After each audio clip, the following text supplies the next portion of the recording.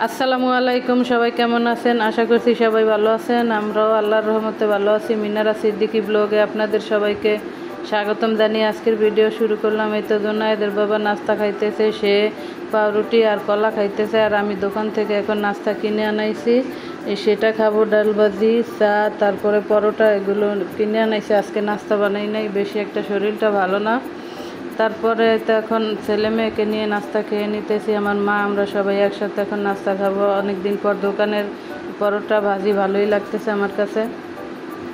ছেলেকে বললাম বসো একসাথে খাই, তারপরে তো মা খেয়ে নিতেছে। ভিডিওটা ভালো লাগলে একটি লাইক দিয়ে দেখার অনুরোধ রইল। আর এই তো রান্নাঘরে আসলাম, ডাল বসাইছি, মিষ্টি কুমড়া কেটে নিয়েছি, ইলিশ মাছ, আর আমার কিউট বাচ্চা এসে সে একা একা শুয়ে আছে। সে সোফার উপরে উঠে বালিশ নিয়ে একা একা শুয়ে আছে মন খারাপ করে।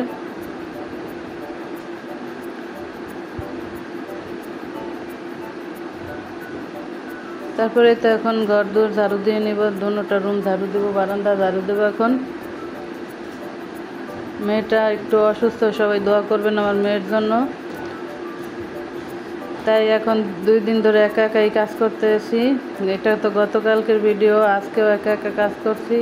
আমার মেয়ে অসুস্থ, মা অসুস্থ হইলে বোঝা যায় যে সংসারে কত কাজ। একা একা যখন ওরা সুস্থ থাকে তখন তো আর এত কাজ করা লাগে না, তখন তো বুঝি না। এখন অসুস্থ হয়েছে, এখন বুঝি যে কত কাজ। তারপরেই তো সব কিছু করা হয়েছে, এখন রান্নাঘরে যাব। বাহিরের অবস্থা এরকম শ্যাওলা পড়ে গেছে, এগুলো সব পরিষ্কার করতে হবে, কখন করতে পারবো জানি না। এখন চুলায় কড়াই বসাই দিছি, ইলিশ মাছ দিয়ে মিষ্টি কুমড়া রান্না করব। আমি এভাবে কে কে খাইছেন অবশ্যই কমেন্ট করে জানাবেন। আমার কাছে তো ভালো লাগে এভাবে রান্না করলে। এখন মাছগুলো ভাজতেছি, ভাজা হইলে এই তেলেই মিষ্টি কুমড়া ভাজি বসাই দিব।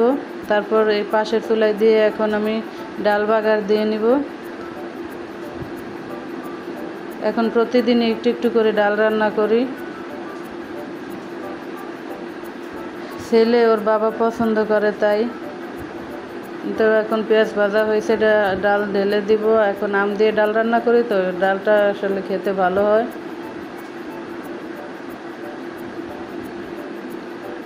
এই তো আম দিয়ে দিছি, এখন এই চুলায় দিয়ে তারপরে মাছটা উল্টে দিব। আমি এই মাছের তেলই মিষ্টি কুমড়া ভেজে নিব, পাতলা পাতলা করে কেটে নিছে মা, এখন সেগুলো ভাজবো। ভাজা হয়েছে, এখন উঠিয়ে নিব। ভিডিওটা ভালো লাগলে লাইক কমেন্ট শেয়ার করে আমার চ্যানেলটাকে সাবস্ক্রাইব করে আমার পাশে থাকবেন। যারা যারা করছেন সবাইকে অসংখ্য ধন্যবাদ। আর যারা আমাকে নতুন বন্ধু বানাইছেন, প্লিজ আমাকে সময় দেন, আমি অবশ্যই আপনাদের চ্যানেলে যাব। 24 ঘন্টা সময় দিতে হবে, না দিলে তো যাইলে সমস্যা হবে। আপনারও সমস্যা, আমারও সমস্যা, একটু ধৈর্য ধরেন। এইখানে আসলে ধৈর্য না ধরলে কিছুই হবে না। আর এই তো এখন সবগুলো কুমড়ো ভাজা হয়েছে, সেই কড়াইয়ের ভিতরেই আমি বাকিগুলো দিয়ে তারপরে পেঁয়াজ কুচি দিয়ে দিছি। এখন উপরে ভাজা কুমড়োগুলো মাছগুলো দিয়ে তারপরে মশলা মাখা পানিটা দিব। আসলে কষাবো না কিছুই, এভাবে রান্না করব, পোড়া পোড়া করবো, ভালোই লাগে এভাবে রান্না করলে। একবার খেয়ে দেখতে পারেন। যে আপুরা ভাইয়ারা আমাকে অনেক সুন্দর সুন্দর কমেন্ট করেন, সবাইকে অসংখ্য ধন্যবাদ। এভাবে সব সময় পাশে থাকবেন, আপনাদেরকে ছাড়া এগোনো সম্ভব না। অবশ্যই আপনারা আমাকে সাপোর্ট করবেন, ভালোবাসা দিবেন, আমিও আপনাদেরকে সাপোর্ট করব ইনশাল্লাহ। তারপরেই তো সন্ধ্যাবেলা মা মেয়ে মিলে এখন আম খাইতেছি। কিউট বাচ্চাকে স্বাদই, সে দেখেন কোথায় গেছে, এখন নিজে হাত দিয়ে নিয়ে তারপরে খাবে। মা শুয়ে আছে। জুনাইদের বাবাকে বললাম কাঁঠাল নিয়ে আসো, বৃষ্টি হইতেছে, একটু কাঁঠাল খাবো। তারপরে তো সে এখন কাঁঠাল নিয়ে আসবে।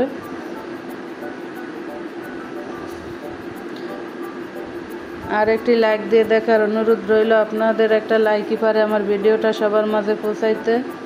অবশ্যই একটি লাইক দিয়ে দেখবেন। এই তো কাঁঠাল নিয়ে আসছে, আমাকে বলছিল কাঁঠাল বেশি একটা ভালো হবে না, তারপর বললাম নিয়ে আসো।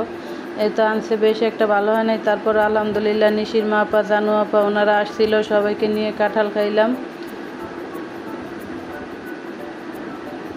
মিষ্টি ছিল কিন্তু একটু নরম ছিল, লেটকা বলি এটাকে আমরা, লেটকা কাঁঠাল। আর চাল্লা কাঁঠাল যেটা, ওটা খেতে আমার কাছে অনেক ভালো লাগে, শক্ত শক্ত থাকে। তারপরেই তো আমার মেয়ে চা বানাইছে, অসুস্থ, তারপরও সে আমাদের জন্য চা বানাইছে, এখন সেই চা খাবো। আজকে ছেলে মেয়েকে নিয়ে একটু বাহিরে কাজ আছে, সেখানে যাব।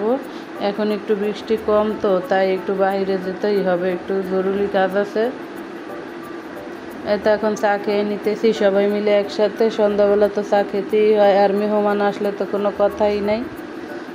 আলহামদুলিল্লাহ ঘরে মেহমান দুই একজন থাকেই, আমার কাছে ভালো লাগে সব সময় মেহমান থাকলে। আর এই তো এখন বাহিরের কাজ সেরে এখন একটা রেস্টুরেন্টে আসছি। এখন এখানে আমরা ফুচকা খাবো আর চা খাবো। এখানে চায়ের আড্ডা, একটা চা বাংলো একটা দোকান আছে, সেখানে দুইটা দোকান আর কি আমরা চা বাংলো থেকে খাইছি। তো এখানে এখন চা আর ফুচকা অর্ডার দিছি, সেটা খাবো। ফুচকাগুলো ভালোই ছিল, কিন্তু টকটা বেশি একটা মজা ছিল না, হয়তো বাসি ছিল না কি জানি না।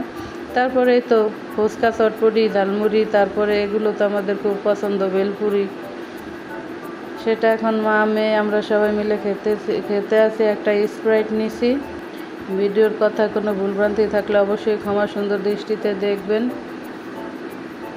এই তো ছেলে আর আমি এখন খেয়ে নিব। ফুচকা হইলে আমার ছেলে মেয়ের আর কিছুই লাগে না, তারা তো সেটাই খাবে। বললাম মোমো খাবে, বলে না আমরা ফুচকা খাবো। তারপর যেই কথা সেই কাজ, এখন তাদেরকে নিয়ে ফুচকা খেতে চলে আসছে। এই তো চা চলে আসছে, আমি খাবো না, আমি বাড়ি থেকে চা খেয়ে গেছি। তারপর তাদের দুইজনের জন্য অর্ডার দিলাম, এখন তারা চা খাবে। খেয়ে একটু জানু আপাদের বাড়িতে গেছিলাম, সেখানে অনেক দিন পর রাশেদ ভাইয়ের সাথে দেখা হইলো। অনেকক্ষণ কথা বলে বাড়িতে আসলাম। এই তো জোনায়েদের বাবা তালের বিচি নিয়ে আসছে অনেকগুলো, এত রাতে তালের বিচি নিয়ে আসছে। তারপর আমি ইউটিউব থেকে একটা আপুর ভিডিও দেখছি তালের বিচি, তো আমি আগে ছিলতে অনেক কষ্ট হইতো, এখন দেখি চামিচ দিয়ে খুব সুন্দরভাবে ছেলা যায়। আপনাদের ভিডিও দেখে কত কিছু শিখি।